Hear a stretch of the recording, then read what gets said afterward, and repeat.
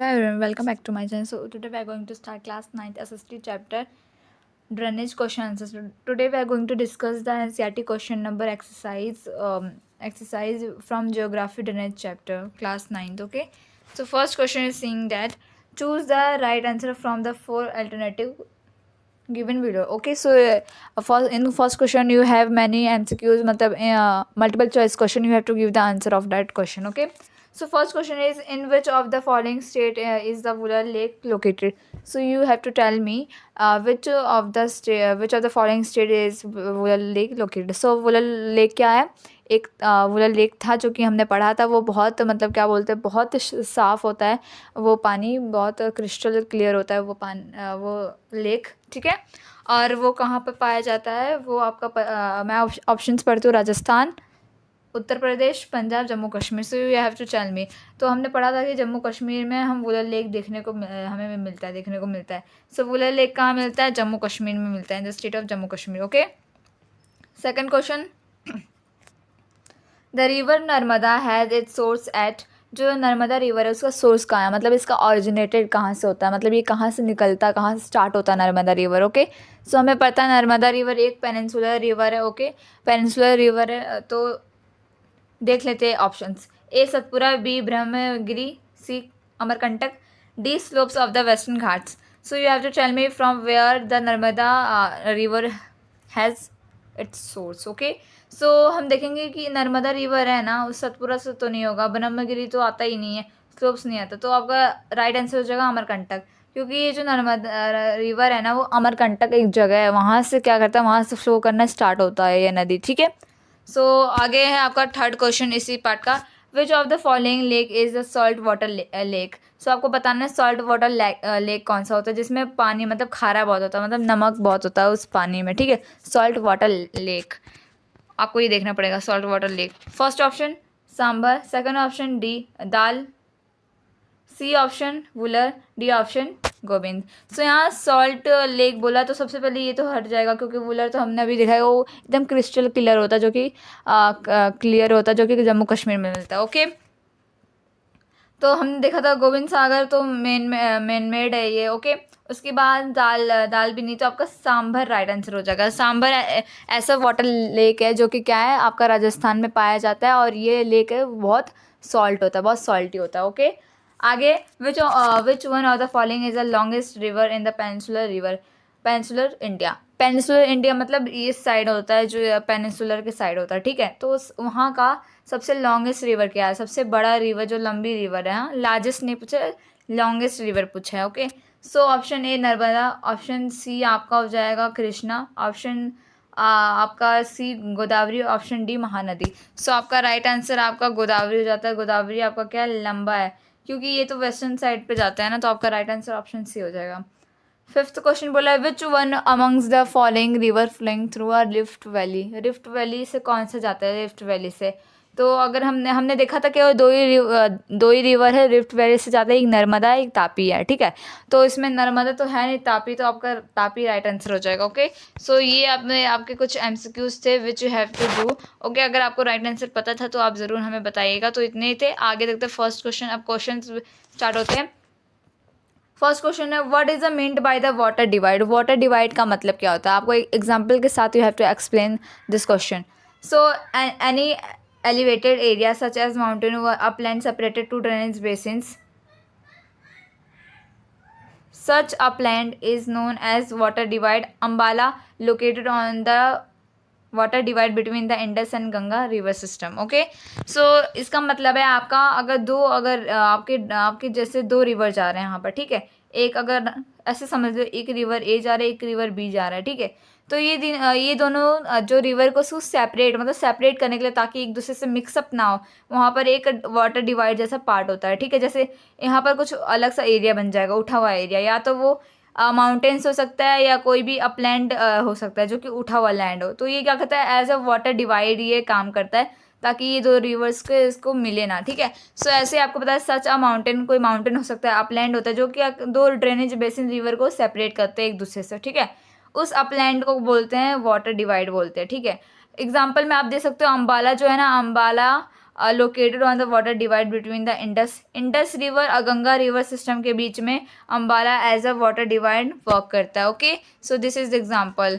Second question, which is the largest river basin in India. India के अंदर largest river basin कौन सा है? You have to tell me. So the Ganga basin is the largest basin in India. सो जो आपका Ganga basin है, अगर India में आपका गंगा बेसिन ही होता है, ठीक है, क्योंकि वो उसका लेंथ क्या है 2525 किलोमीटर है इसका पूरा इंडिया में, ठीक है.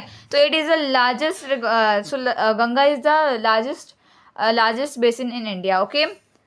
Third question, where do the rivers Indus and Ganga have the origin. तो आपको बताना है गंगा और इंडस का ओरिजिन कहाँ से, मतलब कहाँ से स्टार्ट होता है. ओके, सो फर्स्ट देखते हैं the head waters of the Ganga call Bhagirathi. जो गंगा का होता है वो भागीरथी होता है, जिसे जो कि हमारा निकलता है गंगोत्री ग्लेशियर से, जो कि फिर जाके दूसरी नदी एक निकलता है संतोपद से, वहाँ से अलकनंदा आता है, वहाँ से मिक्सअप हो जाता है देवप्रयाग पे उत्तरांचल, जो कि आपका उत्तराखंड में. उसके बाद एट हरिद्वार जो गंगा है इमर्ज हो जाता है माउंटेन्स प्लेन से जाता है, उसके थ्रू जाता है द इंडस. और इंडस का हम देखें, Indus flows through Baltistan and Gilgit emerges from the mountains and at Attock. So ये भी बाल्टिस्तान और गिलगिट के थ्रू फ्लोज करती है. ओके. ओके, फोर्थ क्वेश्चन है name the two head streams of the Ganga. Ganga के दो हेड स्ट्रीम्स है, वो आपको बताना है, ठीक है. पहला Alaknanda, Bhagirathi are the two head streams of the Ganga, they meet at Devprayag. तो इसका मतलब क्या है, जो आपका ग्लेशियर से यहाँ से जो रहते हैं ना, तो यहाँ से आपका क्या निकलते हैं, आपका यहाँ से अलकनंदा निकलता है, यहाँ भागीरथी निकलता है. तो ये जाके आगे मिक्सअप हो जाते हैं एक पॉइंट पे, उस पॉइंट को देवप्रयाग बोला गया है, उस पॉइंट को देवप्रयाग मिला है. फिर आगे जाके गंगा बनती है. ओके, गंगा बनती है. सो क्या होता है आपका Alaknanda, Bhagirathi, it is a two head streams of the Ganga. Okay. आगे fifth question, why does the Brahmaputra it is Tibetan part have less silt despite a longer course. So आपको ये बताना, जो ब्रह्मपुत्र रिवर होता है जो कि हमारे नॉर्थ ईस्टर्न पार्ट से हमारे कंट्री में एंटर करता है, सो तिब्बतियन रीजन मतलब चाइना के रीजन में वहाँ पर इतना मतलब कम क्यों वहाँ स्लेट होता है, मतलब यहाँ मिट्टी उट्टी इतना कम क्यों होता है, और फिर इंडिया में आते आते इतना ज़्यादा क्यों जाता है. सो बहुत बेसिक सा आंसर है, you have to tell me. The Brahmaputra river which is also known as Tsangpo in Tibet. Brahmaputra river जैसे हम इंडिया में ब्रह्मपुत्री बोलते हैं, और उसे तिब्बत मतलब चाइना में उसे सांगपो बोलते हैं, उस रिवर को. Receives a very little volume of water in Tibet. Tibet में ज़्यादातर उतना वाटर नहीं होता, इसीलिए क्या आता है, वो बहुत थोड़ा वॉल्यूम ऑफ वाटर रिसीव कर पाता है, ठीक है, ब्रह्मपुत्र रिवर जो सांगपो बोलते हैं. It has less silt there. वहाँ पर बहुत कम मिट्टी और कंकड़ होते हैं, मिट्टी पेबल्स स्टोन्स बहुत कम होते हैं, और पानी का वॉल्यूम भी कम होता है चाइना तिब्बत में. ओके, सो दैट्स वाई क्या होता है, वहाँ पर बहुत कम पानी अपने साथ लाता है, बहुत सिल्ट कम लाता है, ठीक है. ऑन द अदर हैंड दूसरी तरफ देखे, this very river when enters in India. जब ये रिवर हमारे इंडिया में एंटर कर जाता है, और इसे फिर ब्रह्मपुत्र हम सब बोलते हैं. It passes through a region which receives heavy rainfall. ये एक रीजन के थ्रू ये फ्लो करती है, जो कि जिसके पास बहुत हैवी रेनफॉल होता है, ठीक है, जैसे इंडिया होगा. It carries a large volume water. India के पास बहुत लार्ज वॉल्यूम ऑफ वाटर होता है, और साथ में बहुत लार्ज अमाउंट ऑफ सिल्ट भी होता है, मतलब मिट्टी पेबल्स वही सब होता है, ठीक है. तो बेसिकली इसमें ये बताया है कि तिब्बतियन रीजन में उतना वॉल्यूम नहीं लेकर आती है पानी की, और वहाँ सिल्ट और पेबल्स भी बहुत कम होते हैं. Six question, which two peninsular river flow through trough. Okay, Narmada and Tapi are the two, ये थ्रू है. Okay, it is through. Okay, so आपको बताना है ऐसे दो पेनिनसुलर रिवर्स के नाम बताना है, जो कि आपके कौन से वहाँ से निकलती है, ठीक है. Narmada and Tapi two peninsular rivers which flow through the trough. ये नर्मदा तापी रिवर्स बस दो ही है, ठीक है. Seventh, state some economic benefits of river and lakes. आपको बेनिफिशियल रीजंस भी बताने हैं, मतलब रिवर्स और लेक हमारे लिए, नदी और ये लेक्स हमारे लिए क्यों इतना बेनिफिशियल है, क्यों इतना बेनिफिट है. तो आपका आंसर हो जाएगा, reverse is very beneficial for agriculture. River agriculture में बहुत हेल्प होता है. जनरेटिंग हाइड्रो इलेक्ट्रिसिटी में बहुत यूज़ होता है river. It provide fisheries inland channels for transport. ये फिशरीज मतलब अगर रिवर रहेगा तो उसमें फ़िश अपने एक्वेटिक एनिमल्स क्या रहता है, लीव कर सकते हैं वहाँ पर, ठीक है. उसके बाद ट्रांसपोर्ट में भी यूज़ होता है आइलैंड के मतलब इनलैंड के द्वारा. लेक लाइक लेक जैसे हो गया तो सांभर लेक हो गया जो कि हमें एडिबल सॉल्ट प्रोवाइड करता है। अगर लेक है, सांभर लेक को बोलते हैं salty lake in the India. Okay, ये क्या करते हैं, हमें एडिबल सॉल्ट प्रोवाइड करता है। They also have developed tourism and provide recreation. ये क्या करते हैं, ये अपने इंडिया को और टूरिज्म प्लेस बनाते हैं ताकि बाहर के लोग आके इसे इसकी ब्यूटीफुली नेचर को देख सके। आगे below are given names of few lakes of India.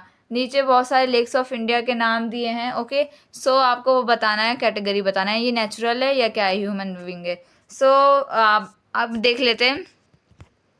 आपका वुलर आपका क्या है, वुलर दाल, नैनीताल, भीमताल, लोकताल, ब्रह्मपनी, आप चिलिका और सांभर, ये सारा। और उसके बाद यहाँ पर अगर आप देखोगे निज़ाम, पुलिकेट और उसके बाद हीराकुंड, ये सारे क्या है, नेचुरल है। और बाकी जितने भी आपके यहाँ पर दिए हुए हैं आप, ये सारे क्या, ये नेचुरली ग्रो होते हैं, ठीक है। और बाकी जैसे आपका ये हो गया गोविंद सागर हो गया आपका, उसके बाद आपका राणा प्रताप सागर हो गया, निज़ाम सागर हो गया, नागर गुजर सागर हो गया, ये सारे क्या है, ये क्रिएटेड बाय ह्यूमन बींग्स ने इसे क्रिएट किया है, ठीक है। Discuss the significant difference between the Himalaya और पेनिनसुलर रिवर्स, उसका सिग्निफिकेंट डिफरेंस आपको बताना है, ठीक है। So you have to make the column like this. First Himalaya river, दूसरा पेनिनसुलर रिवर। फर्स्ट जो आपको पॉइंट आएगा कि ओरिजिनेटेड फ्रॉम हिमालय घाट्स, ये क्या होता है, हिमालय रिवर्स आपका जो होता है वो हिमालय रिवर्स से निकलता है, ठीक है, हिमालय घाट से वो वहाँ से आता है। Okay, so that's all. फिर आगे दीज आर पेरिनियल रिवर्स, मतलब ये हर साल रहता है। पेरिनियल मतलब क्या होता है, जो हर साल अवेलेबल रहता है इंडिया में, ठीक है। सो ये कभी ख़त्म नहीं होता है, ये कभी ख़त्म नहीं होता है, ये हमेशा रहता है इंडिया में, ठीक है। आगे they receive water from rain as well as melted snow from the lofty mountains. ये अपना जो पानी है वो कहाँ से मतलब रिसीव करते हैं, मेल्टेड स्नो होते हैं वहाँ से, और लॉफ्टी माउंटेन्स होते हैं वहाँ से, ठीक है। आगे पेनिनसुलर रिवर्स का देख लेते हैं। ऑरिजिनेटेड इन द वेस्टर्न घाट से ऑरिजिनेटेड होते हैं, ठीक है। दीज आर सीजनल रिवर्स, ये सीजनल रिवर्स है, मतलब जब रेनफॉल होगा तभी इनको पानी मिलेगा, ठीक है। These rivers are dependent upon rainfall, ये रेनफॉल के ऊपर ही डिपेंडेड है, क्योंकि जब बारिश होगा तभी इन्हें पानी मिलेगा। सीजनल रिवर्स होते हैं।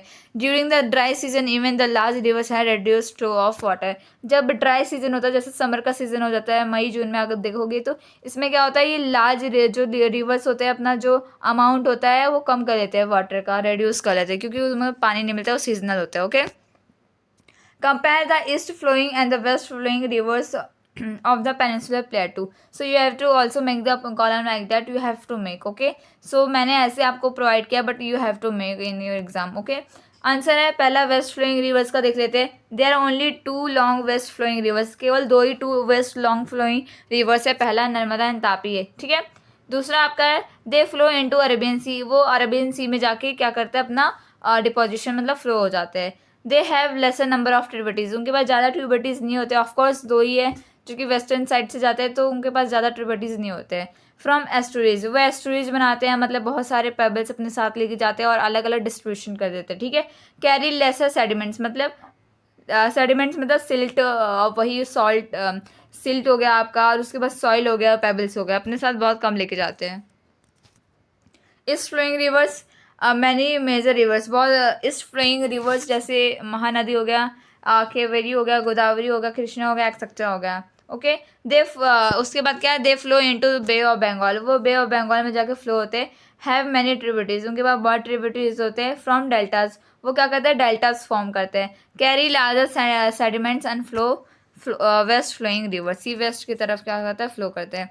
Why are rivers important for our country economy, अपने इंडिया इकोनॉमी में रिवर्स इतना बड़ा महत्वपूर्ण रोल क्यों निभाता है। Rivers have played a crucial role throughout human history, human history में इसने बहुत बड़ा अपना क्रूशियल रोल अपना निभाया रिवर्स ने। Providing a vital natural resource for numerous activities, इसने बहुत सारे नेचुरल रिसोर्सेज प्रोवाइड किए हैं ह्यूमंस को, जो कि बहुत सारी न्यूमरस एक्टिविटीज़ करने में, जैसे इरिगेशन हो गया, एग्रीकल्चर हो गया। The water from rivers has always been initial for daily life, जो वाटर जो रिवर से मिलते हैं, अगर आप गांव में देखोगे, यहाँ शहर में तो उतना ज़्यादा नहीं होता है, बट आप अगर गांव में देखोगे तो ज़्यादातर लोग जो होते हैं वो ज़्यादातर डिपेंडेंट होते हैं रिवर्स पे, ठीक है। वहाँ से उनका होता है, जैसे डेली लाइफ के लिए, पानी लाने के लिए, शेल्टर्स के लिए, और उसके बाद कम्युनिटीज़ उनके लिए। These early settlement have grown into large cities, ये लार्ज सिटीज़ में हो चुके हैं done. Rivers are particularly important for irrigation, irrigation के लिए इंपॉर्टेंट है, ट्रांसपोर्टेशन के लिए, जनरेटिंग हाइड्रो पावर इलेक्ट्रिसिटी के लिए, specially a country like India, specially India के लिए तो बहुत इंपॉर्टेंट है रिवर्स, क्योंकि यहाँ इंडिया में सबसे आधा से ज़्यादा लोग क्या करते हैं, एग्रीकल्चर पर डिपेंडेंट होते हैं, और एग्रीकल्चर करने के लिए ऑफकोर्स हमें पानी की ज़रूरत है, वो भी लार्ज अमाउंट में। तो कहाँ से आएगा, वो रिवर से आएगा इतने सारे लोग के लिए, ठीक है। सो that's all guys for today, I hope you enjoy today's video. इस वाले वीडियो में इतना ही था, क्योंकि आपके एनसीईआरटी क्वेश्चंस में केवल इतने ही क्वेश्चन हमने क्वेश्चन से भी डिस्कस कर लिए हैं, बाकी के भी सारे हो चुके हैं। अगर आपको वीडियो अच्छी लगी तो वीडियो को लाइक करिए, शेयर करिए, सब्सक्राइब करिए। So that's all for today, bye.